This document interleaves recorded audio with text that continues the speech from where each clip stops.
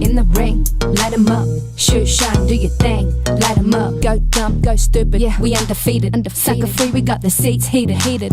Let's face it, you bout to get a beat down. Less talking, let's take it to the streets now. Ain't gonna be no rematch, why you wanna fight? Touchdown on sight, yeah. Turn off the light, oh, turn off the light, let's get it poppin'. Go dumb. When you see me moving, bodies dropping. Move some, move some. I'm about to go sick, call Earl. I'm turning up like E40, not your average girl. I'm turning up. We can rock like Rocky, make you tap it. Ghost ride the whip, look at my drip. This ain't a copy. We got a night if you wanna throw hands. When they see me fight, they wanna throw bands. Go dumb, go stupid, yeah, we undefeated. Sucker free, we got the seats heated. Light 'em up in the ring, light 'em up, shoot, shine, do your thing. Light 'em up in the ring. Light 'em up, shoot, shine, do your thing. Light 'em up. It's time for the main event. It's the Shoe Shot.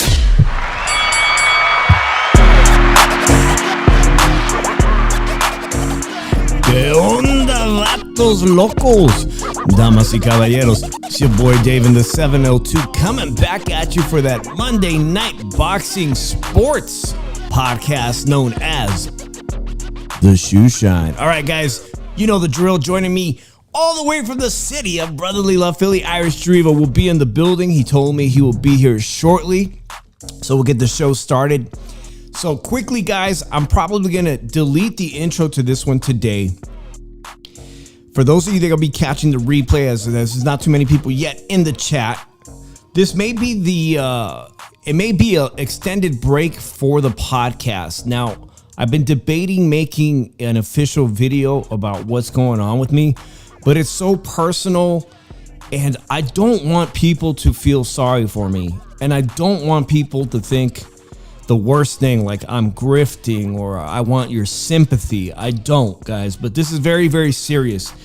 And I wish that I could disclose more with you guys, but what's going on with me, guys, is I've been having a health issue all year that finally I found out is really, really serious, guys. So I've told a few of you guys personally that I talked to, I am going to be having a surgery this week.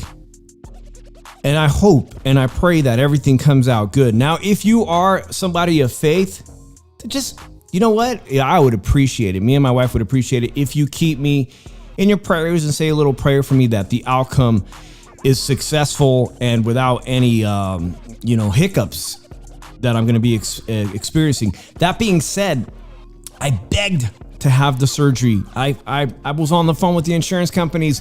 I was on the phone with my doctors, with the specialists.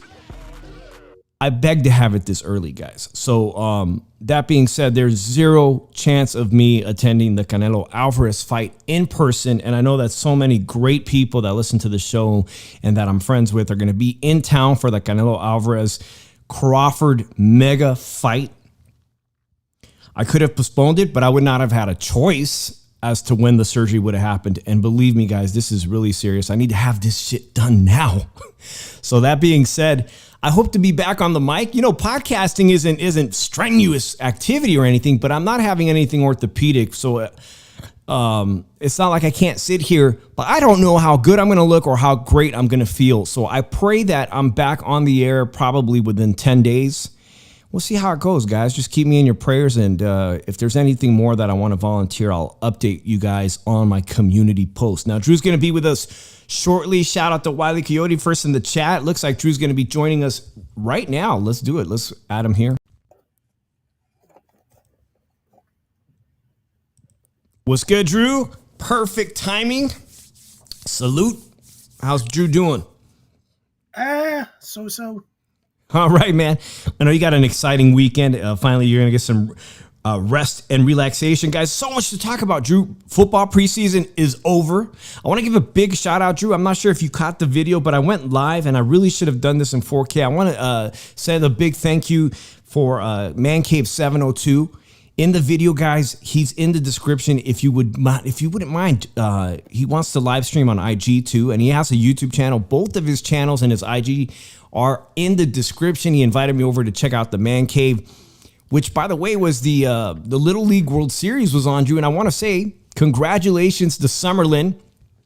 The Durango Casino had this. You know, Durango's just minutes from Summerlin. And they want to congratulate him, but they did not win, Drew. Unfortunately, they did not win the entire International Little League World Series. But Summerlin, them 12-year-olds, man, the America's team, they won it. So congratulations to them. They had a hero's welcome too, Drew. They had a bunch of people show up at the airport, and that's great and all. But honestly, guys, Drew, there's no way this kid is 12 years old throwing 85 miles per hour, man. They freaking cheat. This is the same shit all the time. Every International Little League World Series, they always bring out these kids from different countries, obviously, right? The International, and they're not 12. And the documents are falsified. That birth certificate. There's no way this 12-year-old was throwing 85, man. There's always all the pictures on the foreign teams that are dubiously 12 years old. Did you catch any of that? Nah, I don't even watch no League World Series, to be honest.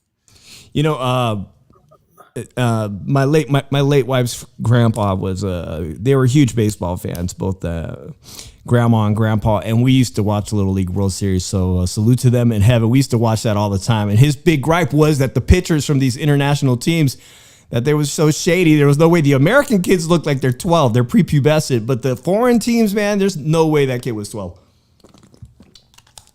Shout out to Big Spooky. Wily Coyote says 12 and a half. I mean, maybe his shoe size was 12 and a half, but there's no way that kid was throwing that kind of smoke.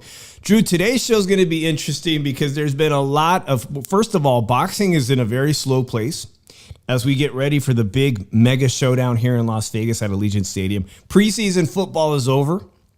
Shout out to the Bang Bang Niner gang. How the Eagles do this weekend? They won. Okay, great. Who's not ready for football week? By the way, guys, Andrew, I got to see episode 1 of Jerry Jones on Netflix, The America's Team. And, I'm not a Cowboys fan, but shout out to 702 Man Cave, who is a big Cowboys fan, and all the Cowboys fans out there. I'm loving it. And I've only gotten through episode 1. I cannot wait. I mean, this is taking me back. And in the video, you guys can see how much cool sports memorabilia 702 Man Cave has as a Dallas Cowboys fans. I'm hooked. I just got through episode 1. I think maybe, if it doesn't require much effort, maybe I'll do a synopsis or something and review every episode. But I can't wait to watch episode 2 and get through the whole thing, which I'll be doing this week, laying up in bed as I recuperate. So, shout out to that. Let me know. Let me know in the comments. Have you guys started to watch this Netflix America's Team? This is the week of Crashouts across the sports world, Drew.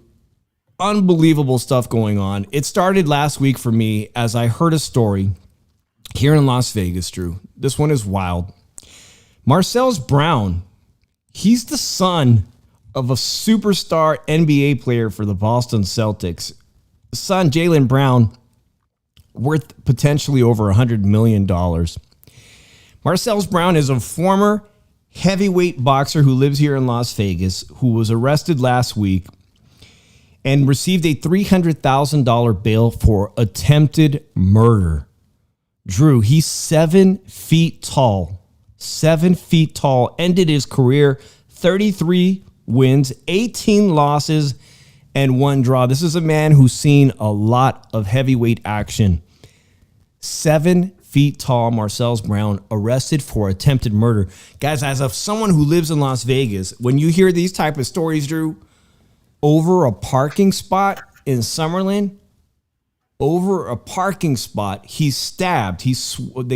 Witnesses say they swung a knife over 25 times, and unfortunately, he stabbed an innocent person in the back and in the chest, leaving him in serious ICU. Attempted murder is what they hit him up with, and it looks like his son, who I said is a very famous NBA star, is going to be posting bail for his dad. But his dad, wow.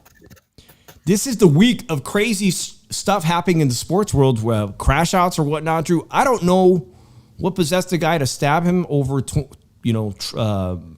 parking spot, Drew. Well, I'm starting to think a little bit that CTE seems to be the main thing, head trauma, that links all these athletes this week that have gone nuts. So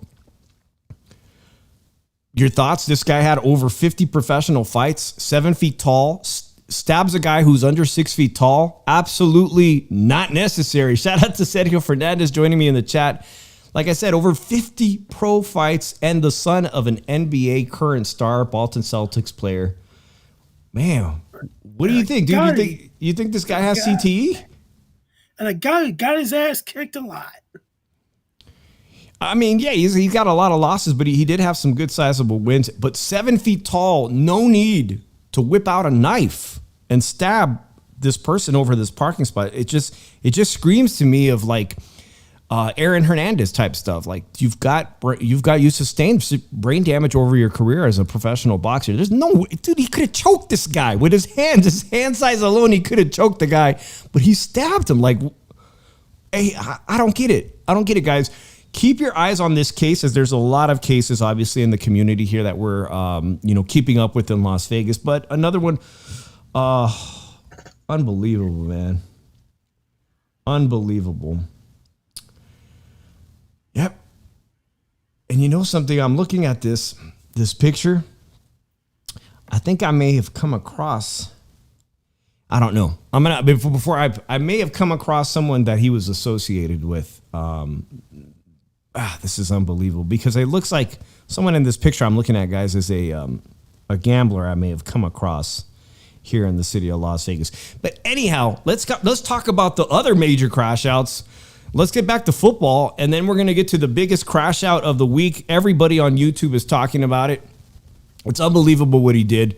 But preseason football, Shilo Sanders, a lot of fighters, a lot of athletes trying hard to, I guess, follow in the footsteps of their fathers and trying to be, something amazing like their fathers were. But Shilo Sanders, cut from the Buccaneers, officially waived yesterday after he could not control his emotions, Drew, and used his bare hands to, punch a Buffalo Bills wide receiver.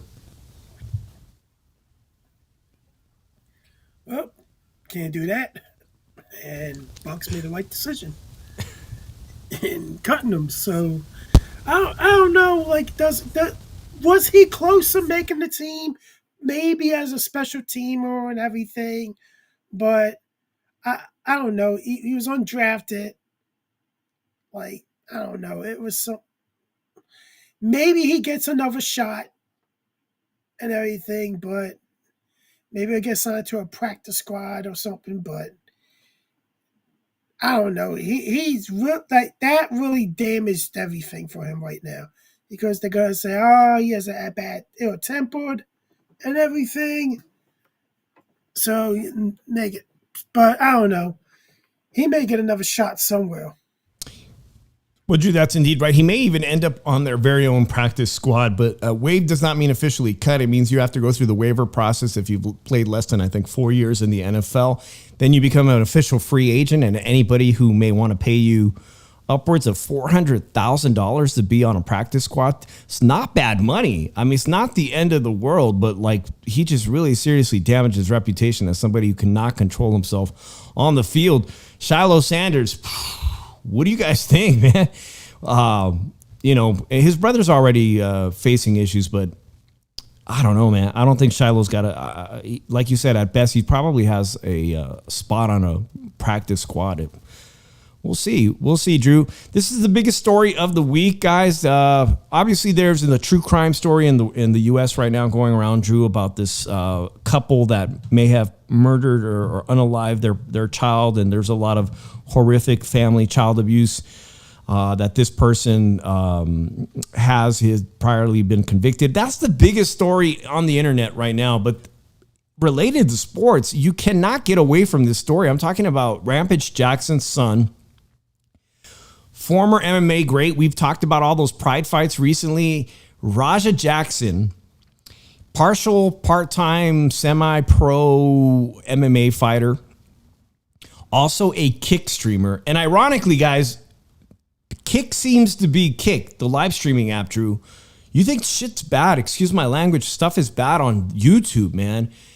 On the Kick platform, less than a week ago, a 46-year-old was essentially impaired in France, or he passed away on screen after being tortured for 12 days on the Kick platform. Okay, you got Rampage Jackson has a Kick channel, and his son is out there wilding out. And I've seen the entire thing now, Drew, because there's a lot of channels have done a lot of great thing on this Rampage Jackson son situation.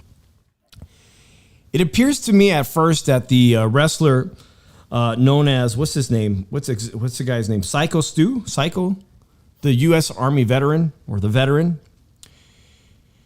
thought that perhaps Jackson was a wrestler or was going to be part of the act that night, and smashed an aluminum can on his head while the guy's live streaming. That seemed extremely disrespectful.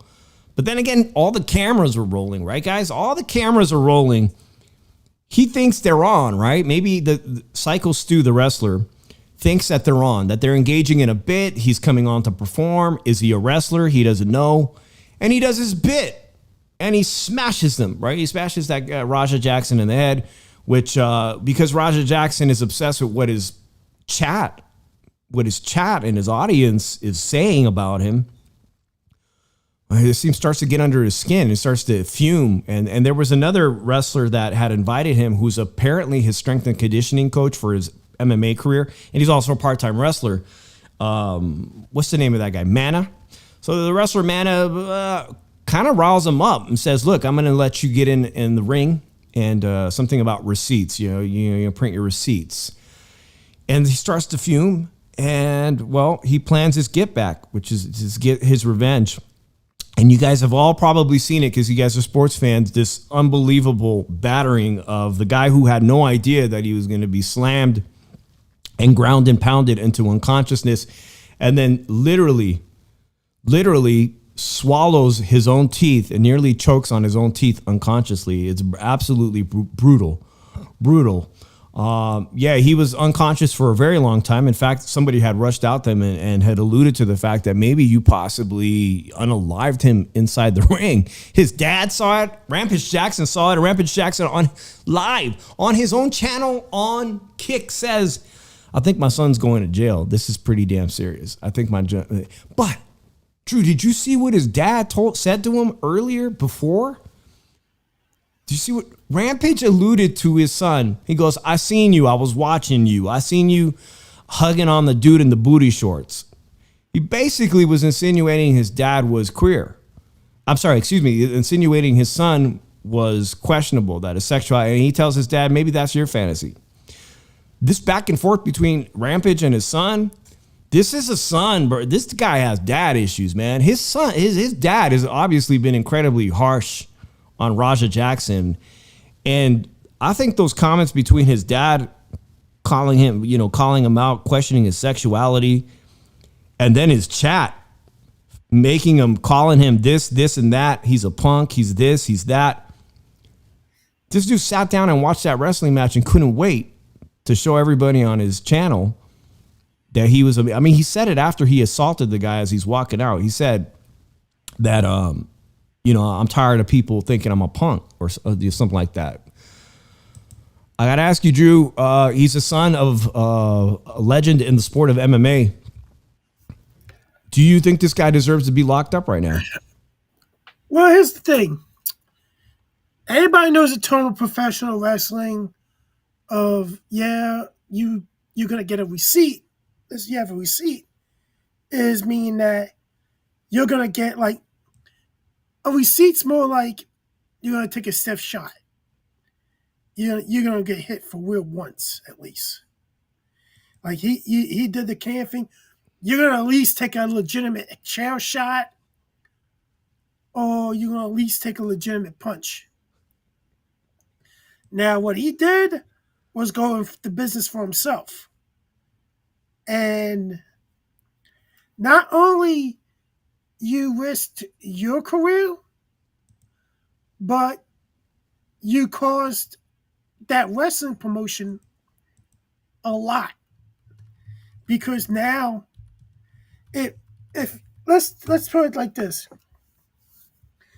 That wrestling promotion was actually linked to WWE as a WWE ID program.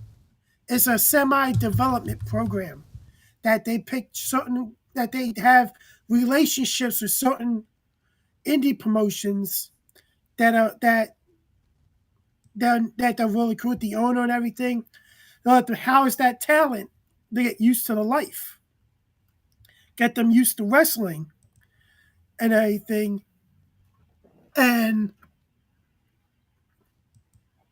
now, since that happened, he has ended the relationship with that indie promotion. They unfollow that indie promotion. The wrestler that owns that indie promotion is actually a WWE Hall of Famer, Wakishi, which is the current WWE superstars Jimmy J, Uso, and Solo Sikora's father. And they cut ties with him too over that. So he not only cost himself, he cost a promotion money and future revenue because of that. So was it the right move in letting him wrestle? No, it was not, because tell you the truth, you didn't know how much experience he had in a wrestling ring. Clearly he didn't know what the hell was going, he was just going and tackle him. There was no prior experience of him in a wrestling ring. Right. So now this kid is possibly going to get sued by the wrestling organization for costing him all this money and everything. But he's probably going to get sued by the guy's family that he did this to. And does he deserve to go to jail? Yeah, because tell you the truth, you flat out assaulted a dude until he was unconscious, and you may have just killed this dude. It was bad. It was bad. Drew, people do absolutely drive from stuff like that. He took over 20 unanswered head blows after being knocked out unconscious. And, this guy, Raja, he trains in MMA, and a much younger kid did a spin kick on him in training camp. I guess it was caught on his own live stream less than a week ago. He suffered his own concussion because he wasn't wearing protective headgear in his sparring session. So he knows what it's like to get hit like that. I mean, he just suffered a concussion. Maybe that's why he took it. But look, right here, this is an excerpt from the live stream. Let's play it. I appreciate it. I didn't know. I thought you were at work. Camera. I get it. We're working out. Well, he's going to come out on your mat, too. I know you keep thinking we're working. We're always working. I get it. Yeah.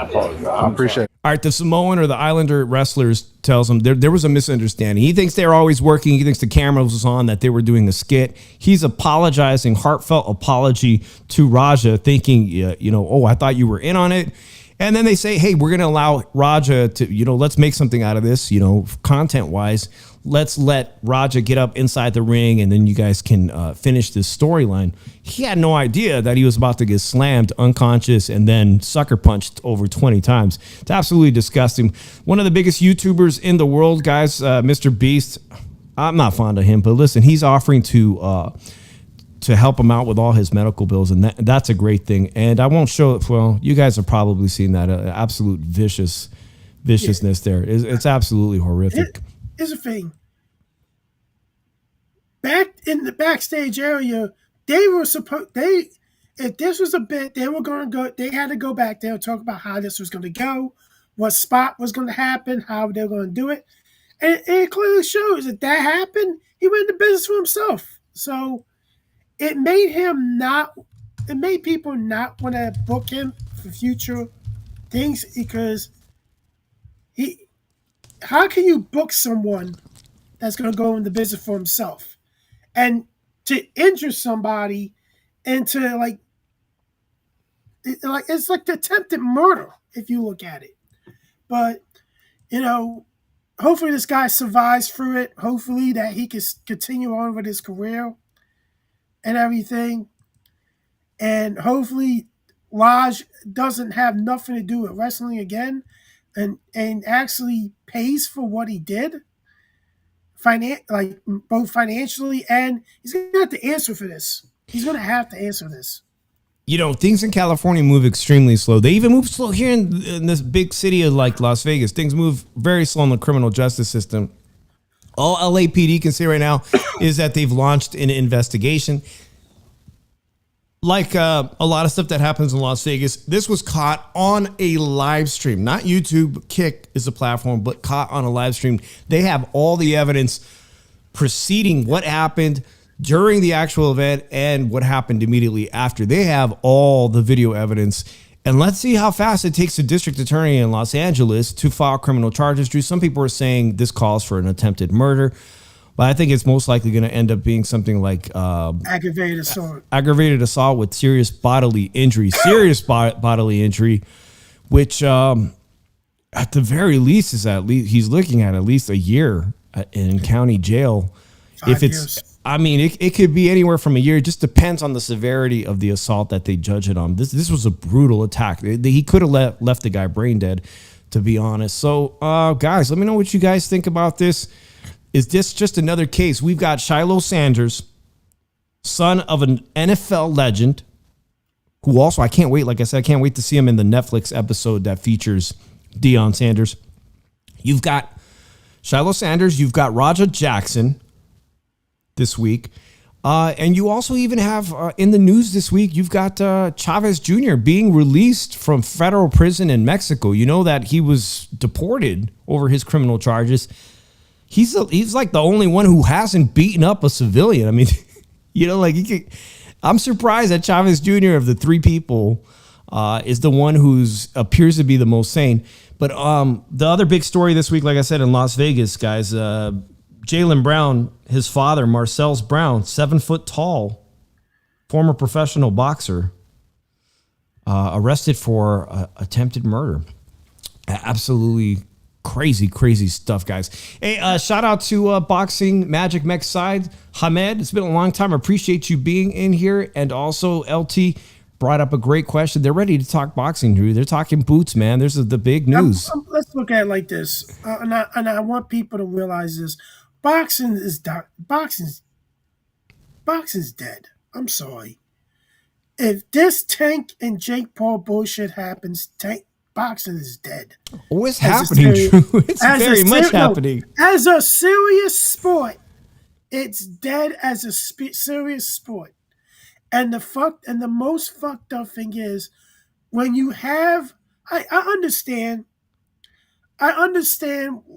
that. You ladies got to back him up because he actually signed you. He's actually getting you paychecks and everything. But let's be honest. This is a sport that you should not be joking with. And now you're putting jokes up. And now Jake Paul is putting the biggest joke up to fight a guy that's 135 pounds, 5'5", and that's submission. And Tank Davis. I'm sorry, Tank Davis, retire. You're a fucking disgrace to the boxing world. And I hope your fans are smart enough to turn against you and realize if you're truly boxing fans, you'll see that your guy don't want to fight nobody in his weight class. Doesn't want to fight the top-rated fighters in his weight class. He doesn't care for it. He's too fearful of it that he'll get his ass kicked. That's why he ducked so many fucking people for years. And I hope you people realize instead of being on his fucking dick 24/7 looking for fucking excuses, you fucking fucking get on him for let's dial back the F-bombs. This bullshit. Like I'm really fucking I hear you, but let's dial back the F-bombs a bit. This sport is dead. I'm sorry, the sport is dead. It really is as a serious sport. It's hard to continue the channel. It's like you feel like the channel's dead, right? Drew, go ahead when you're at. But here's the issue, Dave. We got more than boxing. Because if you look at it like this, if anybody's going to support this bullshit, go ahead and go follow and go subscribe to Misfits Boxing or something. Because boxing, this takes the seriousness out of boxing. This really takes this is like a slap in the face to everybody that fucking died in this sport. In and out the ring, resort of fighting in the sport. Let's keep it a bean here. This is a slap in the face of all those guys. Patrick Day, those two Japanese fighters that just passed away. The female fighters that passed away. Mm-hmm. That's a slap in their face for what's going to happen. Or that Russian fighter that fought Carlos Gomez in a heavyweight fight, and now is paralyzed from the neck down because he took a beating in New York over 10 years ago. Pritchard Colon, also a very deadly sport. You don't play boxing, guys. I'm great to see Teach. Lots of Fight Doctor, salute to you. Hamed seems to agree with you. Drew says boxing in America definitely is dead. And, you know, the irony is that the two biggest events we have to look forward to as American boxing fans, one of them, well, I don't think Drew's definitely not looking forward to it. But one of them is going to be an event for the casuals, which is Jake Paul versus Gervonta Tank Davis. And the other one is the one that's going to happen right here in Las Vegas in just 2 weeks. And this blew my mind away this week to see that Boots Ennis, in preparation for his October 11th debut at 154 pounds against Lima, is now one of the prime workout sparring partners for Canelo Alvarez. I believe this is Lake Tahoe, Reno area. They were working out in a gym in Reno. He's got some amazing sparring partners. But they're saying that it looks like Canelo in some pictures got his eye lumped up. And I'm tripping, Drew, but Boots Ennis is massive. I don't know how he made 147 pounds in that last fight. He looked extremely emaciated. Look at the size of Boots' guns. He's identical height to Canelo. He's the identical height to Terrence Bud Crawford. I don't think there is a better sparring partner that you could bring into your camp. They're both benefiting off of this relationship, Drew. This was a complete surprise to me. What is your thoughts as a Philadelphia local, seeing Boots Ennis in camp with Canelo Alvarez? Well, you know, people turned against Boots because he joined the Canelo camp to help them out and everything. Again, the racism in our sport? Yeah. Amongst the community? Yeah, it's unfortunate. Come on. That's how it's a disgrace how they do this shit and everything. You want to make your money. You want to make your money deceiving people, go ahead and do it and everything. But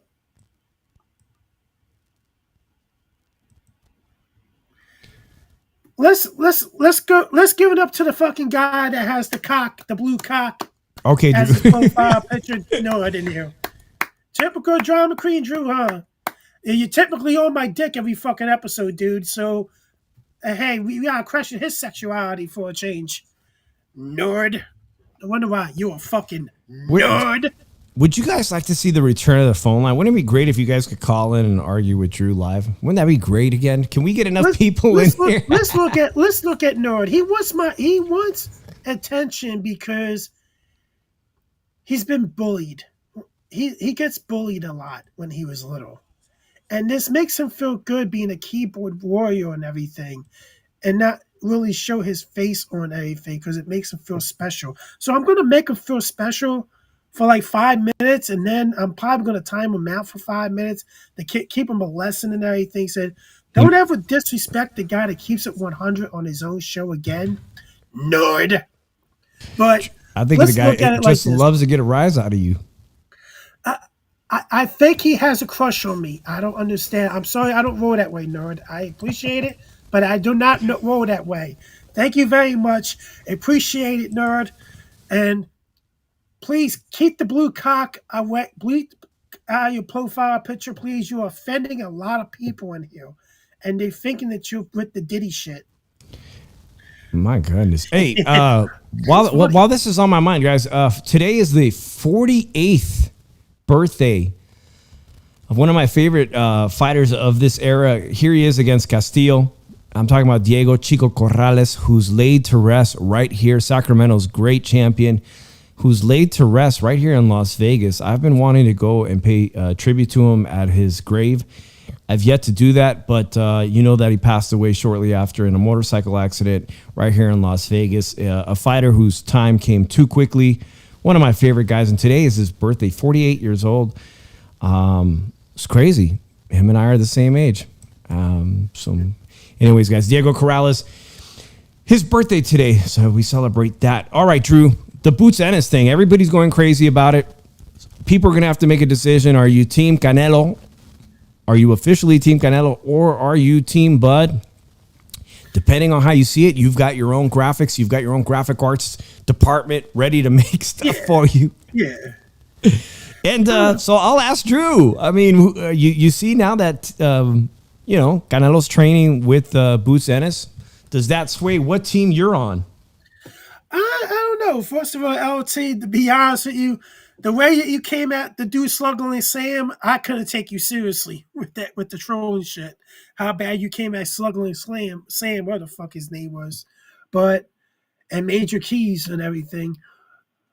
But I don't know. Like I said before the fight, when the fight was made, I actually said I thought Canelo will win basically off of being experienced in the division and everything. Like, can Crawford handle that type of pressure for 12 rounds going up to 3 weight classes? But then you see that the William Scar fight, the last couple fights of Canelo's on the back nine. And I think people need to start seeing that. I think Crawford is getting to that point too.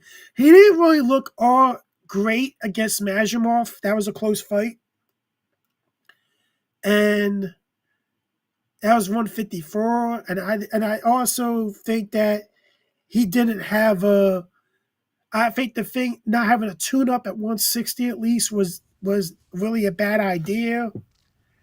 So I'll agree with you on that. I said that publicly on many different platforms, including ours, that I think he should have 100% stopped and taken a fight at 160. Maybe even I encouraged him. I said maybe even a fight against Arislan de Lara, which would have been a great fight. Got him accustomed to the weight. Would have been against a champion who's in his 40s, for crying out loud. One of the oldest champions in the sport of boxing, Arislan de Lara. And it would have added to his collection of accomplishments in the sport of boxing, Terrence Crawford winning a middleweight championship before moving on for a shot at Canelo. I'll be honest, putting a bet on Crawford is intriguing. It's not a bad idea because if you look at it, I think Crawford could counter Canelo. But I think Canelo can counter Crawford. But I think that Canelo is not the guy that is willing to move around the ring like he did like 5 fights ago anymore.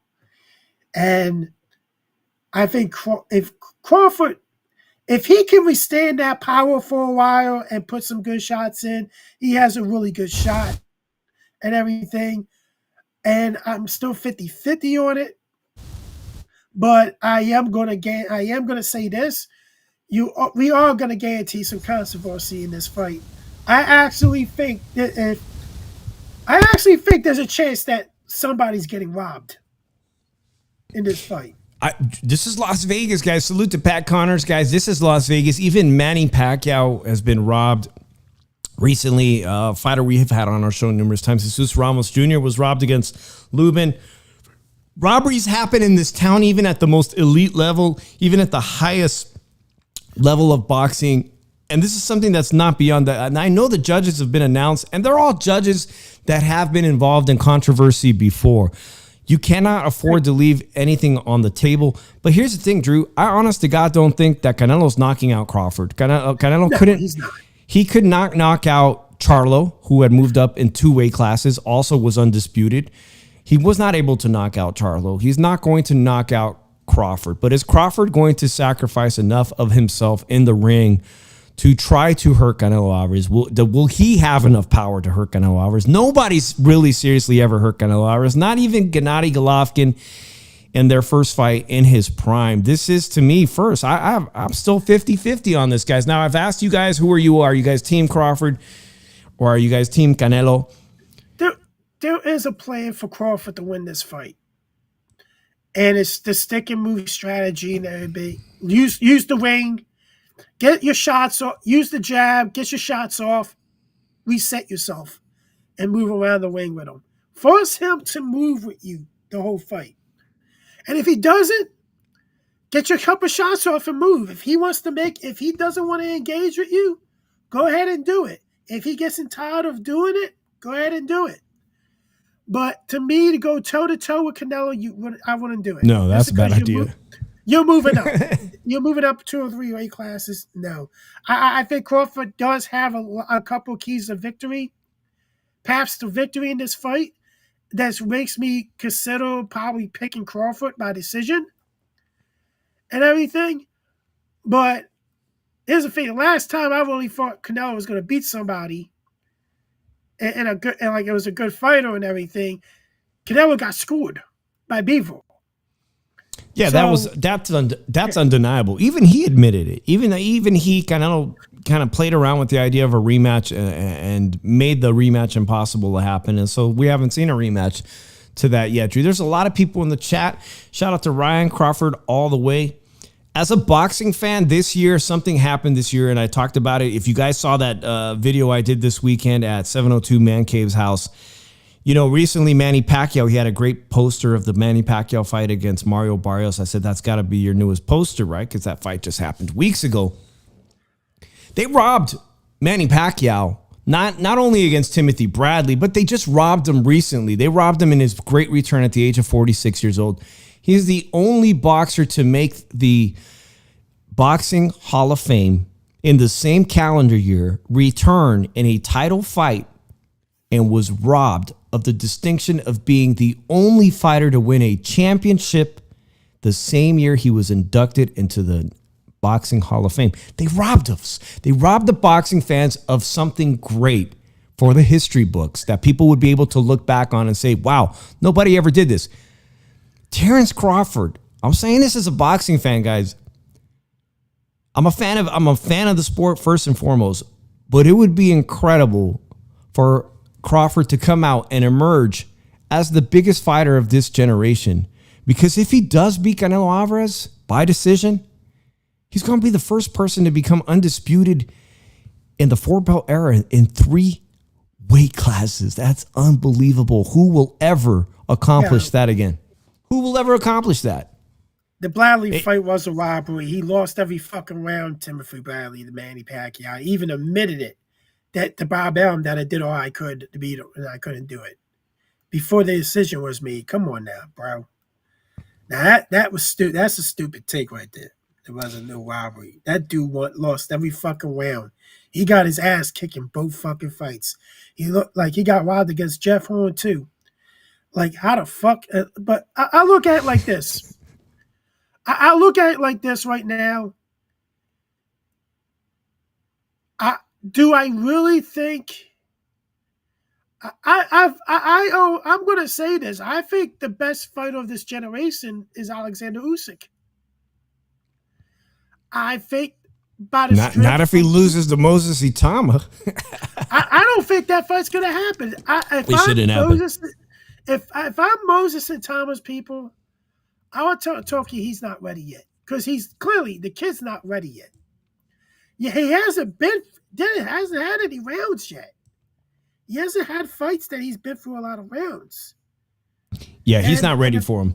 And if Usyk only has 2 fights left in the sport of boxing, Moses Itama doesn't need to be one of them unless it's an offer that is going to ruin his perfect record. If it's $100 million and he's like, I don't care if I end up my career with 1 loss. But me, I wouldn't let my ego get damaged like that. Guys, I have some great news about this. I said that they were sold out. The whole set was going for over $300 on eBay, or a box of it. But apparently it's not too late. September the 5th, Drew, available on Tops.com and in stores that sell this kind of stuff. you'll be able to buy your very own set of Topps boxing. This is amazing. Future star Xander Zaya is someone we've talked to on this channel and now a world champion. Now, Fight Doctor, I can't get you out of trouble, man, if you're telling people to learn how to score fights when they tell you to learn how to DJ, man. I can't help you get out of that predicament, bro. So I think you need to watch what you say to these people in the chat. Because they tell you to learn how to DJ. I can't say nothing to them to help you out. I'm just letting you know that in advance. I got you, man. I got you. But I can only go so far to help you out, man, with the shit you say in chat. But I'm just letting you know I can't get you out of that. And LT wants to raise some money on that fight with you, Fight Doctor. So please, endorse the man LT before he starts trolling you, man, about learning how to score fights. Thank you. But let's look at it like this. And that's another thing. I have to bring this up. Xander Zayas was one of 4 fighters that got offered a contract to fight Virgil Ortiz before he became the WBO champion. Out of all 4 of those fighters, Xander Zayas was the only one that signed a contract. And they said no. And now, since he became champion, they're trying to bait him into a fight. Let's look at it like this. And Oscar, I think you need to stop trying to bait people into fights because you don't know your place. You need to know your place, Oscar, before that. Because right now, Oscar De La Hoya, you have no fucking leverage in this. And I'm going to tell you why you have no leverage. I'm going to tell you why, because I'm the smart motherfucker that you're going to talk to, that you're going to listen to. He's a champion.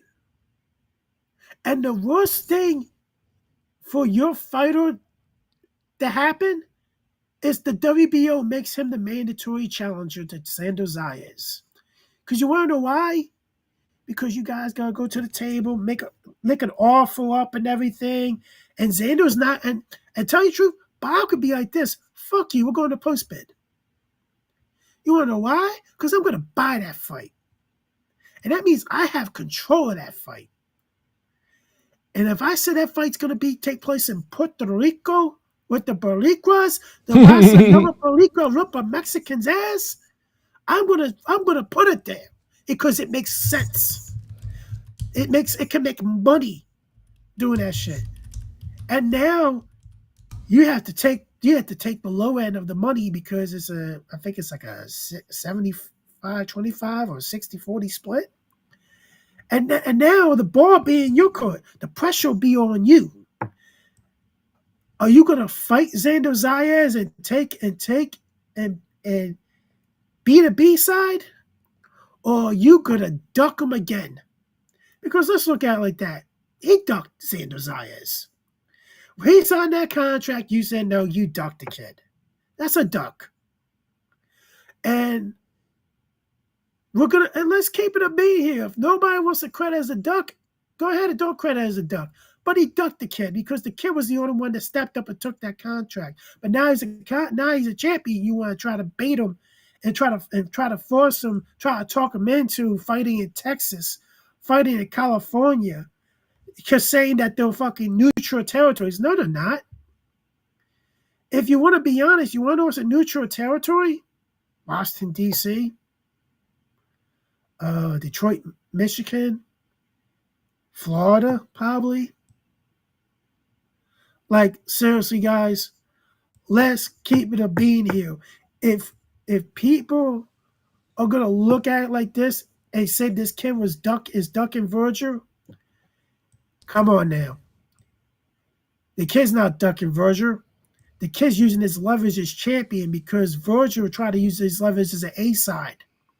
And his dad tried to use the Vegas leverage as an A side. Oscar's trying to use it.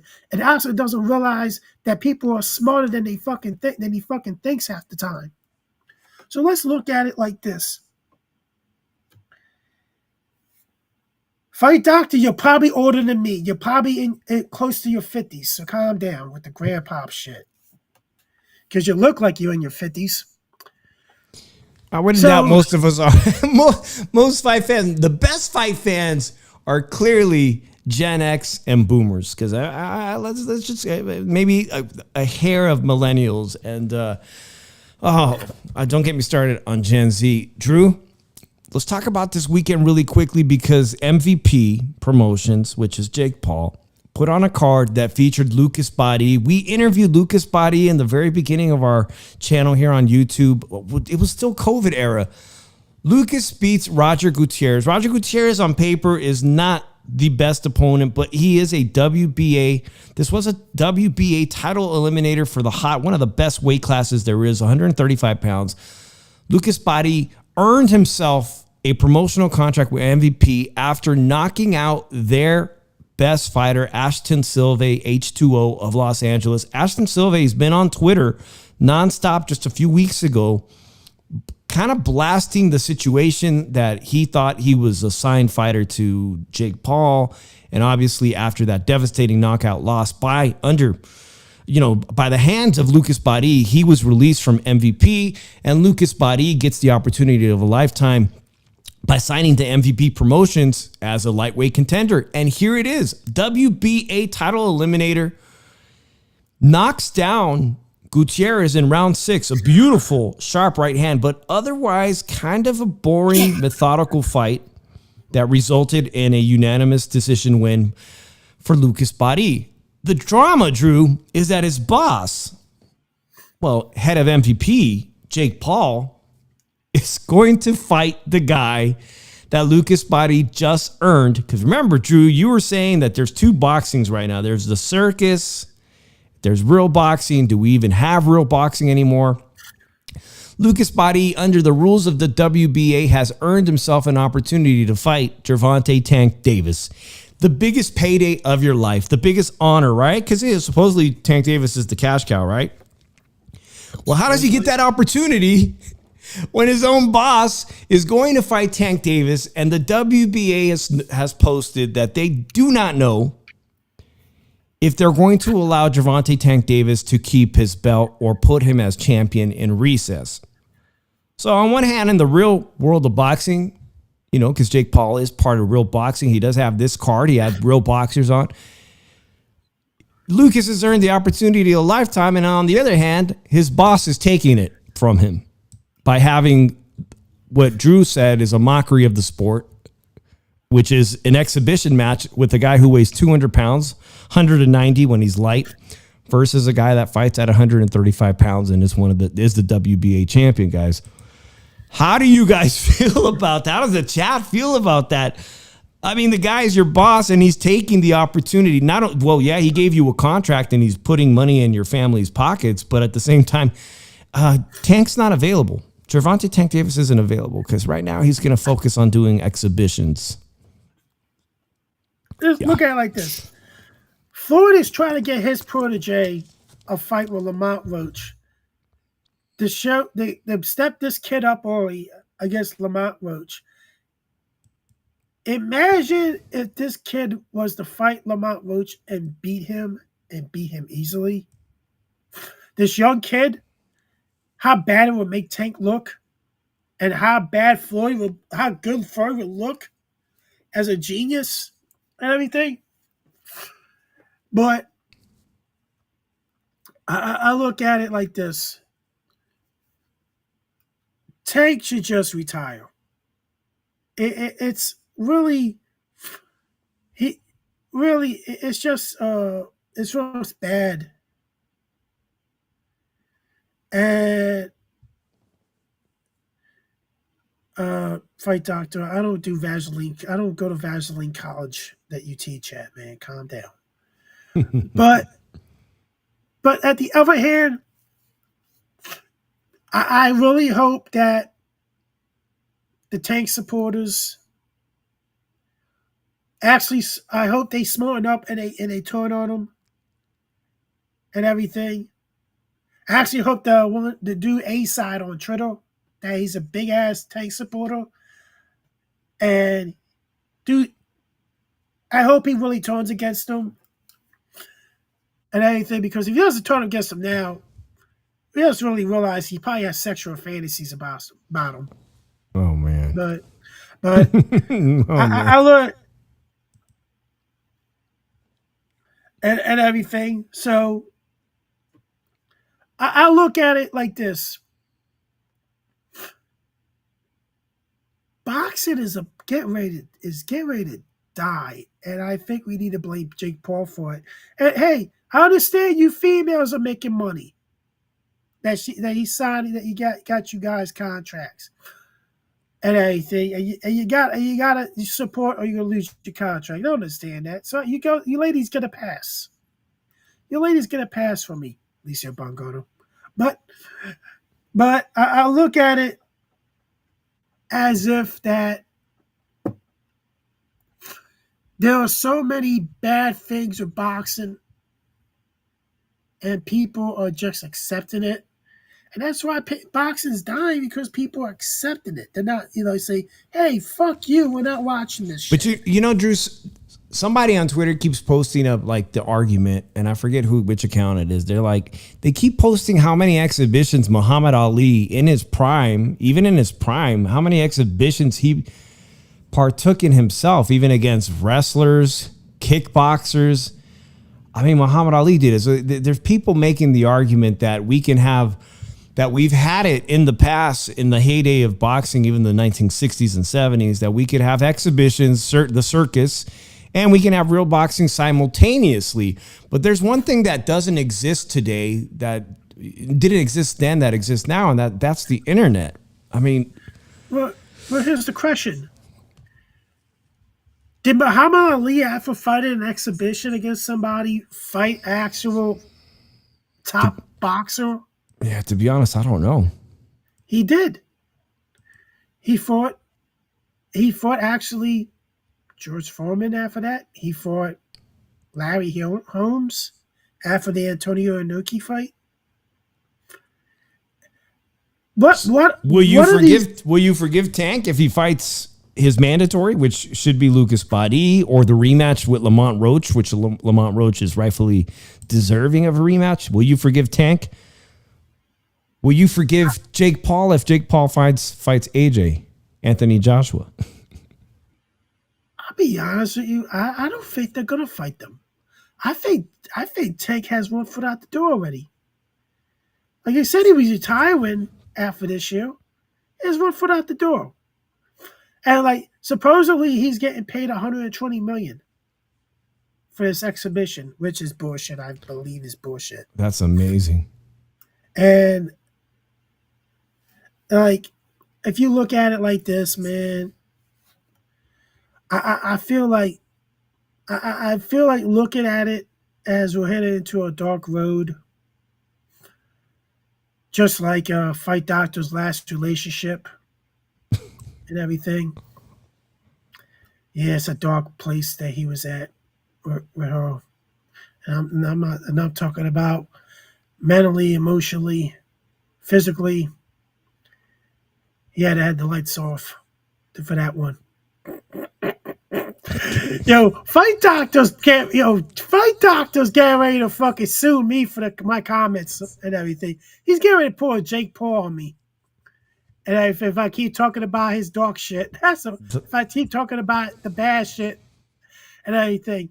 And it's a shame, because people are getting on enough in the chat already and everything. And I shouldn't add on to it and everything. I feel kind of bad for him. But, I'm going to be honest. Let's be honest. I'm going to be honest. I would never lower myself to one other YouTuber when it comes to arguing with you, Fight Doctor. Because I tell you the truth, I won't be out to literally emotionally hurt your feelings like another YouTuber did. I promise you that. I won't go that far with you, buddy. Don't worry, because at the end of the day, I could give two shits and everything, because I'm not as emotional as that other guy was when he went after you. But let's look at it like this.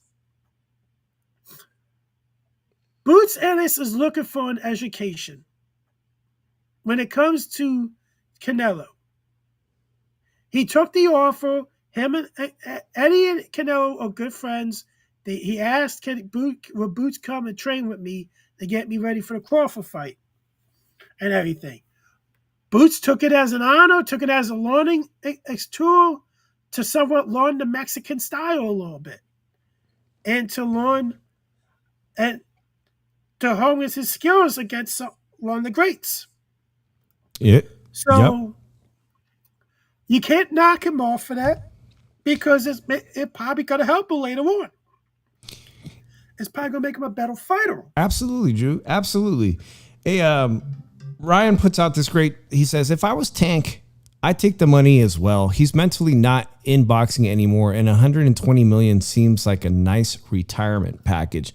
Drew, you really don't think Tank's in it anymore? His heart is in the sport? I've heard him a lot, and I kind of think his heart isn't in it. So I won't be surprised if he retires after this, which forces the WBA's hand, guys. The WBA is in a tough spot. Do you put Tank Davis as the champion in recess, allow him to come back and defend it?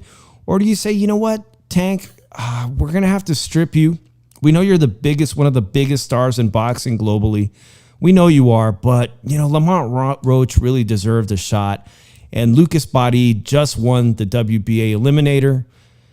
Should Lamont Roach be facing Lucas Badhi for a vacant WBA championship? Because Lamont Roach is getting ready to fight. And by the way, I had some really great conversations with 702 Man Cave. He showed me some great merchandise that he had acquired from Gabe Flores. But Gabe Flores is looking for a comeback.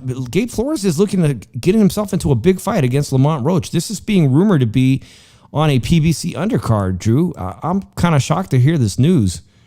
Is this the right direction for Lamont Roach? Or should he be trying to fight another champion? Or, what do you guys think in the chat? Lamont Roach versus Gabe Flores. I think Lamont should win this fight easily. I really think so. I could see it being an easy win for Lamont. But I don't know. They both, one has 10 knockouts, one has 8 knockouts. So is Lamont going to be able to outbox Gabe Flores for 12 rounds? Probably. So I'll give it Lamont Roach the edge. And yeah, it'll be interesting if this fight materializes again, guys. Gabe Flores of Stockton. He spent a lot of time in Las Vegas living here. He was released from Top Rank. This is a dream opportunity for Gabe Flores, even if he comes up short. But I'm just curious, is the WBA going to, strip Tank Davis of his title and allow Lamont Roach, potentially Lucas Badhi, to fight for it? I'm a little bit confused. I look at it like this. I think Lucas should fight for the title, regardless, and give him a shot. But I look at shit like this, the WBA, it's a lot of questionable decisions lately and everything. But I need people to look at this and look at it like this. We need to look at how the landscape is of each division going forward, because Tank literally dismissed the fight with Shakur Stevenson, even though Shakur did overprice himself in that fight, because Shakur thinks he's worth a lot of money and he's not really worth much money. And Tank lowball Loma. Tank didn't really want to fight Keyshawn Davis. Tank dismissed Haney. Tell you the truth, I probably would dismiss Haney too, because Haney acts like a drama queen half the fucking time. He dismissed Teofimo. We're going to look at Roach is possibly the best fighter he's fought, unfortunately. And this is supposed to be a guy he brings up and he knocks out, but it's clearly the fucking dude beat him. and won 8 fucking rounds and was robbed. It should have been 116, 111 because of a knockdown. But if we're gonna look at shit at the end of the day, let's analyze like 140. Now, rumor, Shakur versus Tio. That's the big fight right now being rumored. Does it happen? No, I think Teofimo talks his way out of it or does some stupid shit. I wouldn't be surprised because Teofimo is used to doing stupid shit. And then you go to 147. Space Mountain Mario Barrios. That's his new nickname, Space Mountain. Easiest ride, longest line. Or longest line, easiest ride. I think that one sounds better. Two vacated belts. Brian Norman getting ready to fight. Devin, I really favored Brian Norman. I'm actually going to pick him to beat Devin Haney. And then let's go up to 160. 168. He's like, why the fuck did you just say 160? Okay, 154, I forgot. Boots is coming up. Verger is heating up now. Xander's a champion. Yeah, he fought Platley. I forgot, I never heard of, but he still won a belt. You can't knock off on him and everything. And Busa Zaliev, nobody wants a piece of him. He's the boogeyman of that division. I'm sad but true. It is. Verger don't even want a piece of him. And what happened now? Jesus Ramos has moved up to 160. Yeah, I heard about that. That's well, I'm not sure if it's official, but I definitely looked and saw that he may be getting a title opportunity because that division is so thin. He may be getting a title opportunity there very quickly. How bad is boxing this weekend, Drew? All right, Saddam Ali, who once held a title and lost his title to Jaime Munguia, makes his return to the ring against Cody Wilson. That's how slow it is. And this one is pay-per-view, Drew. That's embarrassing. Saddam Ali returned to the ring this weekend if you're interested in that. Also, Team Combat League boxing, which is I kind of like watching that sometimes.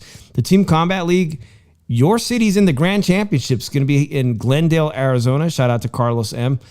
Out there in Arizona, right? That's going to happen. Philly Smoke versus the other team. Philly Smoke versus, who is it? Who's the other team? New York City Attitude. That's going to be in Arizona and will air live on Merit TV. I don't even know where to find that, man. I just know that I enjoy watching it. Let's see. Rashida Ellis. Who's Rashida Ellis? The sister of Rashida Ellis? She's on that team? Yeah. But Jin, Defcon, I said Defcon for a second, my bad. But Canelo never ducked a no Bivol rematch. Well, I hate to break it to you, but Bivol wanted to fight at 168, and Canelo didn't want no part of it. Sorry. Yeah, we'll see if Turki Al-Sheikh, who has Canelo contracted for 4 fights total, if that's going to be one of the fights that Turki really pushes. And ultimately, Canelo kind of controls his destiny, whether or not he wants to fight, if he'll accept Bivol coming down in weight. But Bivol also has a path to fighting Jayo Pataya, who fights with Turki a lot. And that's an incredible pathway for Dimitri Bivol. If he's done at light heavyweight, that's a fight that I could see. Look, we've seen other champions from 168 make the tremendous jump up to cruiserweight, and I think Dimitri Bivol is not going to have any problem moving up to cruiserweight. That's a great fight too. Will we ever see Canelo versus him? I don't know. Kind of doubt it. I don't know. And gotta address another comment. Nerd, Boots just moved up Can you say something that's at least intelligent for once, man? To match your fucking name for a change? You're a fucking nerd for crying out loud. Can you at least say something smart for once? To show me you have a low IQ? Like, I really, it's starting to make me think that I should change your fucking name because anything that you say is low IQ. You're showing the chat how stupid you are, Willie. And I'm going to be honest with you, nerd. I'm going to change your name. From now on, you are not known as Nerd. You are known as Dumb Fuck. Oh, man. Oh, man. And I think everybody, from now on, when you address Nerd in chat, please refer to him as Dumb Fuck. He is no longer allowed to call himself Nerd in this chat until he owns it back. Starting now. LT thinks that fight might happen. Nerd really took a tongue lashing from Drew today. Drew, I have to face the potential that this show, if the show starts getting monetized, right? Which we want this show to be monetized. We might have to dial back the F-bombs because I think they take your monetization away from the F-bombs. And I know we want to get paid. We deserve to get paid. You can always beat me out. You can always bleep me out, Dave. I won't mind getting bleeped out. It might make the show sound better when we get bleeped out at the time. I need a button for that. I need to find the bleep button. That's what I need. I need the clap. I'll be missing though. I'm gonna miss all the F-bombs, guys. Hey, I appreciate everybody. Wiley, Coyote, LT, Carlos, M. Fight Doctor was in the building. We had Hamed all the way from the UK earlier. We had some new people up in here. Appreciate Jen, Defcon, Gotrilla. Thank God those two didn't go at it. It would never hear the fucking end of that shit. Anybody else I may have missed, guys, we're going to be pivoting a lot heavier into football season soon enough when I come back from that surgery I talked about, guys. It may be, the Shusha may be away from the mic for 7 to 10 days, but we'll see what kind of content I could post. So I appreciate everybody that's been in here. Drew, great show as always. Until the next one, peace out, everybody. Bye, everybody. Bye, dumb fuck.